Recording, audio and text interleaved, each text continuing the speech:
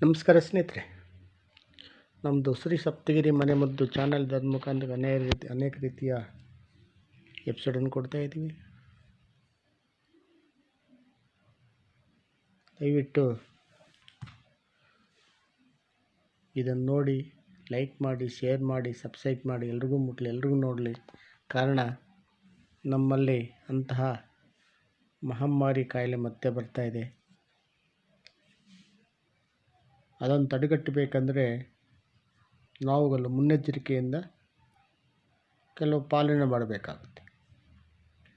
ಅದರಲ್ಲಿ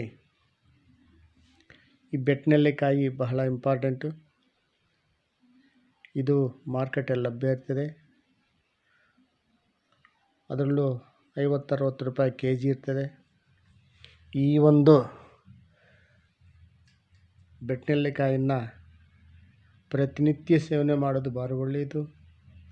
ಕಾರಣ ಅದರಲ್ಲಿ ಅತಿ ಹೆಚ್ಚಾಗಿ ನ್ಯಾಚುರಲ್ ವಿಟಮಿನ್ ಸಿ ಇರ್ತದೆ. ನ್ಯಾಚುರಲ್ ವಿಟಮಿನ್ ಸಿ ಇದ್ದರೆ ಹ್ಯುಮಿನಿಟಿ ಜಾಸ್ತಿ ಆಗುತ್ತೆ. ಅದರ ರೋಗ ನಿರೋಧಕ ಶಕ್ತಿ ಜಾಸ್ತಿ ಆಗುತ್ತೆ. ಯಾವಾಗ ರೋಗ ನಿರೋಧಕ ಶಕ್ತಿ ಜಾಸ್ತಿ ಆಗುತ್ತೋ ಆಗ ಈ ಕೊರೋನಾ ಎಂಬುದು ಹತ್ತಿರಕ್ಕೆ ಬರಲ್ಲ. ನಿನ್ನೆ ಹೇಳಿದ ಪ್ರಕಾರ ಲವಂಗವನ್ನು 3 ಸೇವನೆ ಮಾಡಿ ಮಕ್ಕಳಿಗೆ 1-2 ಕೊಡಿ. ನೈಟು, ಅದು ರಾತ್ರಿ ಹೊತ್ತು ಸೇವನೆ ಮಾಡಿ ಮಲಗಿಬಿಟ್ರೆ ಈ ಗಂಟ್ಲ ಹತ್ರ ಬಂದಾಗ ಅದು ಹೊರಗಡೆ ಸೇರಿಸಲ್ಲ. ಅದು ಸಹ ಭಾರಿ ಇಂಪಾರ್ಟೆಂಟು, ಬಹಳ ಮುಖ್ಯವಾದದ್ದು. ಅದನ್ನು ಮಾಡಿರಿ. ಮತ್ತು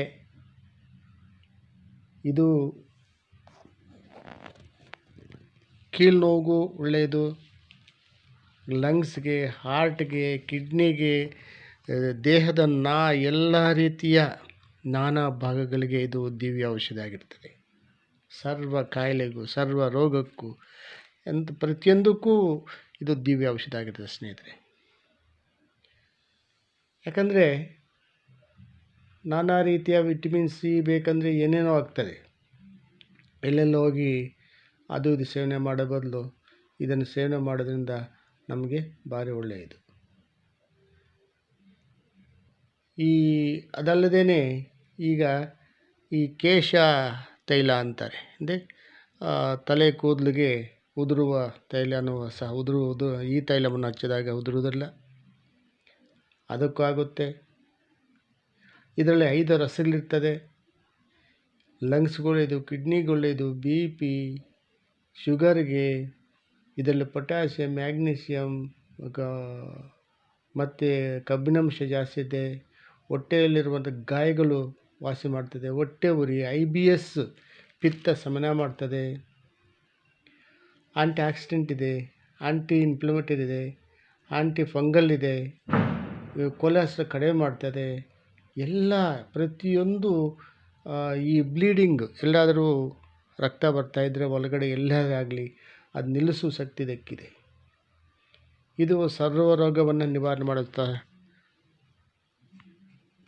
ದಿವ್ಯ ಔಷಧಿ ಆಗಿರ್ತದೆ. ಆದ್ದರಿಂದ ಪ್ರತಿಯೊಬ್ಬರು ಸೇವನೆ ಮಾಡಿ ಕಾಯಿಲೆಗಳನ್ನು ತಡ್ಕೊಳ್ಳೋಕ್ಕೆ ಒಂದು ಅವಕಾಶ ಆಗುತ್ತೆ ಸ್ನೇಹಿತರೆ. ನಮಸ್ಕಾರ. ಇದನ್ನು ನೋಡಿ, ಲೈಕ್ ಮಾಡಿ, ಶೇರ್ ಮಾಡಿ, ಸಬ್ಸ್ಕ್ರೈಬ್ ಮಾಡಿ. ಎಲ್ರಿಗೂ ಹೋಗಲಿ, ಎಲ್ರಿಗೂ ಮುಟ್ಟಲಿ. ನಮಸ್ಕಾರ ಸ್ನೇಹಿತರೆ.